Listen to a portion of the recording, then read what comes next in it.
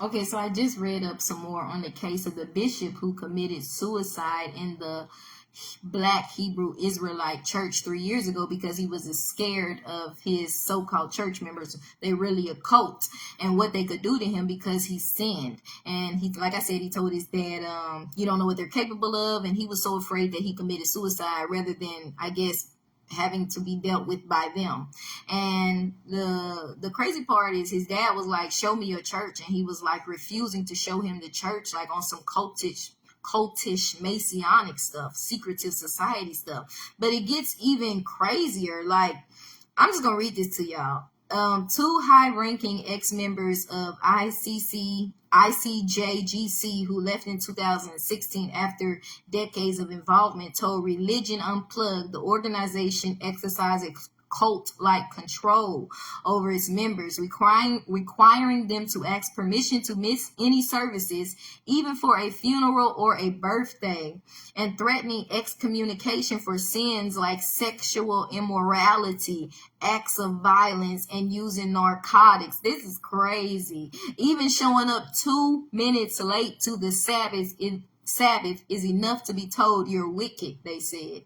We know members who leave, a lot of them. They need to seek psychiatric help because of the abuse that happens. Ivan, an ex-member, told Religion Unplugged he did not want his last name published. What's taught is that if you're not in there, in the group, the cult, you're wicked and going to hell. Like, what heaven or hell do they have to put anybody in? They're a hate group. Noel, they're racist. Noel Sanchez, and they don't go by Bible, like they go by all this made up Black pride stuff. Noel Sanchez, but then they don't say they're Black, so I guess you're clear, but your name is literally Black Hebrew Israelites. Just Noel Sanchez, a former bishop in the church and ex-member, said many ex-members of ICGJC, now decades later, think something's going to happen to them. So they had PTSD, something violent, like you're going to be hit by a truck, or your family is going to burn in their house, or you're going to walk out in the middle of a gunfight and get shot. The ultimate thing is you're going to hell. But my thing is, if I'm glad these people left, but how can they stay in an organization where they know they risk any of these things, being killed, being burnt alive, being shot, because they decide to leave? That should let you know that that's not of God, that that's not the truth. But this is what Satan does to cult groups like them. He lets them get so involved with the group and exalt the people and the persons in the group rather than seeing the truth, to knowing that that's a cult, it's not of God. He got them thinking this is of God, but anything dark and wicked and of hatred is not of God. But they're the blind leading the blind. But let me finish reading it. The church also requires heavy financial support, even coercing members to rack up credit card debt to pay a minimum of 20% of their income each month to the church. Now, we know the regular church asks for 10%, but they're saying that you have to pay 20% in addition to other fees just to be a part of this cult. This is crazy. Their former leader, Jermaine Grant, called their holy God sent comforter and chief high priest. That's blasphemy.